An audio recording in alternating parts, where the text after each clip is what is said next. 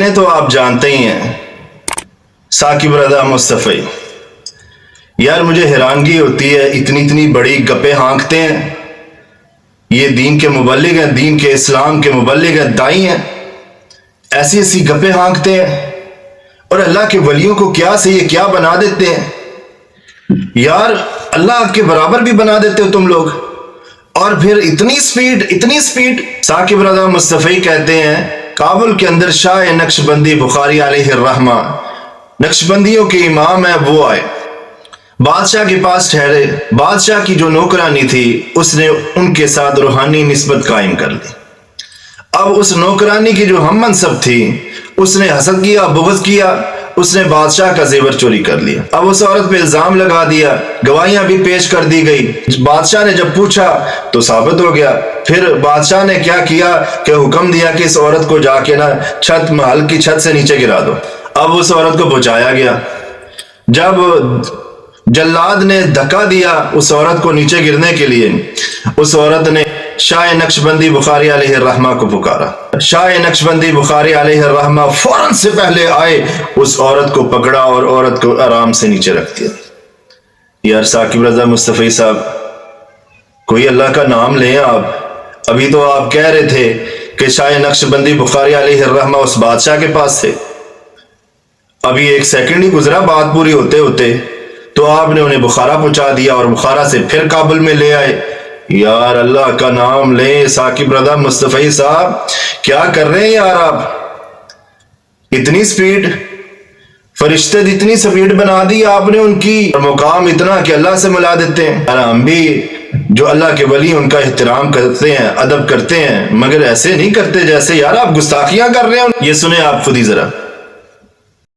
شاہ نقشبند بخاری علیہ الرحمہ نقشبندیوں کے امام ہیں، آپ کابل میں تشریف لائے تو بادشاہ کے گھر میں کام کرنے والی ایک خاتون آپ سے روحانی نسبت قائم کر لیتی ہے۔ جو اس کی ہم منصب تھی انہوں نے اس سے حسد کیا اور بادشاہ کے گھر کا زیور چوری کر کے اس پر الزام دھر دیا اور گواہیاں بھی دے دی۔ بادشاہ کو بڑا غصہ آیا، اس نے کوئی بات سنے بغیر کہا کہ اس کو لے جاؤ اور محل کی چھت سے اوپر گرا دو۔ خیر اس کو چھت پہ لے گئے، جب پھینکنے لگے تو اس کے دل میں خیال آیا، وہ کسی نے بتایا تھا کہ اوکھے ویلے بزرگ کام آتے ہیں، تو اس سے بڑھ کر اوکھا ویلا ہو کیا سکتا ہے؟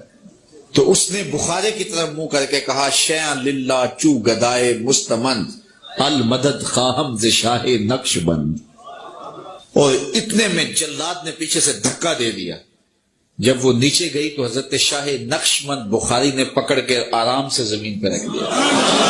تو حیرت زدہ ہوگی، حضرت آپ کب آئے تھے؟ کہا تو از چبارہ آمدی من از بخارا آمدم، تو چبارے سے چل پڑی تھی، میں بخارے سے چل پڑا۔ اللہ رب العزت نے دنیا میں ایک پیغمبر بھیجا، ابراہیم علیہ السلام، جن کا لقب خلیل اللہ ہے، بمعنی اللہ کا دوست۔ دین اسلام کی تبلیغ کر رہے ہیں، اسلام کی باتیں لوگوں کو بتا رہے ہیں، شعور دلا رہے ہیں۔ نمرود نے بہت منع کیا، باز آ جا ابراہیم علیہ السلام نہیں باز آئے، کہا آگ جلاؤ، ایندھن اکٹھا کرو۔ نمرود نے آرڈر کر دیا جی ایندھن اکٹھا کرو، ابراہیم کو اس کے اندر پھینکے گا علیہ السلام۔ ایندھن اکٹھا کیا گیا، آگ لگا دی گئی۔ اب آگ کے شعلے جو آسمان کو چھو رہے ہیں، اتنی آگ جل رہی ہے، اتنی تیز جل رہی ہے۔ حکم دیا نمرود نے کہ جی ان کو وہ کیچر میں ڈالو، لکڑی کا جو بنایا وہ پرانے وقتوں میں جو چلتا تھا اس میں ڈالو، تو ایسے وہاں سے پھینکو، ابراہیم علیہ السلام کو ہوا میں آتے ہوئے جو ہے وہ آگ کے درمیان میں گریں گے۔ ابراہیم علیہ السلام کو لے جایا گیا، جب اس کے اندر بٹھایا گیا اس سوئنگ کے اندر، تو جب اسے اڑایا، ایسے ہلایا، تو ابراہیم علیہ السلام ایسے ہوا میں آ رہے ہیں۔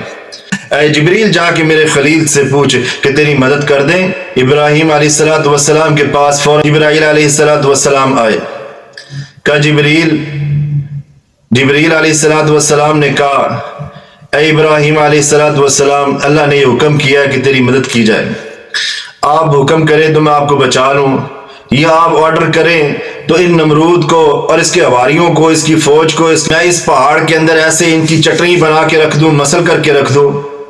ابراہیم علیہ السلام نے کیا کہا تھا اس وقت؟ یہ نہیں کہا تھا کہ میں جس نسل میں سے ہوں وہ ساری کی ساری انبیاء کی نسل ہے.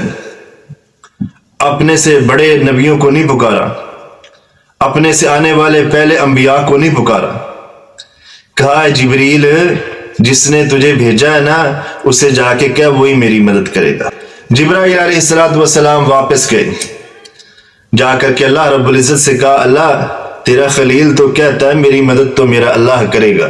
اللہ رب العزت نے جب یہ بات سنی، جو آگ جل رہی تھی جس کے شعلے آسمان سے باتیں کر رہے تھے، اس آگ سے اللہ رب العزت نے مخاطب ہو کے یہ بات کہی قلنا یا نار کونی بردا وسلاما علی ابراہیم، کہ اے آگ ٹھنڈی ہو جا، تھم جا، اور یاد رکھیں اتنی ٹھنڈی بھی نہ ہو جائیں کہ میرے خلیل کو ٹھنڈ لگے اور ٹھنڈک محسوس ہو جائے.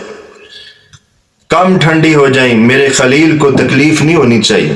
یہ ہے انبیاء، یہ ہے نبی، یہ ہے نبیوں کا شیوا، انبیاء کا شیوا، اللہ کو پکارنا. تو بابے کس کام آتے ہیں یار؟ میں تو حیران ہوں ثاقب رضا مصطفی صاحب، آپ نے مار کتابیں لکھ دی ہیں اور اتنے بڑے آپ علامہ فہامہ بنے پھرتے ہیں. کہاں کے علامہ فہامہ ہیں؟ مجھے یہ بات تو بتائیں. اگر یہ بابے کچھ کرنے کے قابل ہوتے تو کبھی یہ بوڑھے ہوتے، کبھی ان کے چہروں پہ جھریاں آتی، کبھی ان کے بازوؤں میں سے جان ختم ہو جاتی، کبھی ان کی کمر جھک جاتی. یہ کبھی بھی نہ ہوتا. اگر یہ بابے کچھ کرنے والے ہوتے تو ان کی کمریں کبھی نہ جھکتی. آپ نے ان بابوں کو اللہ سے ملا دیا اور اللہ کو ان سے ملا دیا. وہی اللہ نے انہیں بنایا ہے، وہ یہ تو کمزور ہے. ثاقب رضا مصطفی صاحب کہاں پھر رہے ہیں آپ؟ کہاں کے علامہ اور فہامہ بنے پھرتے ہیں آپ کو اتنا بھی نہیں پتا، اتنا بھی شعور نہیں ہے. خدا را اللہ کے ولیوں کو اللہ کا ولی رہنے دیں. آپ انہیں جن نہ بنائیں یا جن کے بچے نہ بنائیں کہ ایک منٹ نہیں لگا یہاں سے وہاں، کابل سے ابھی بخارا چلے گئے اور بخارا سے پھر کابل آ گئے. اولیاء کرام کا احترام کیجئے، گستاخیاں نہ کیجئے.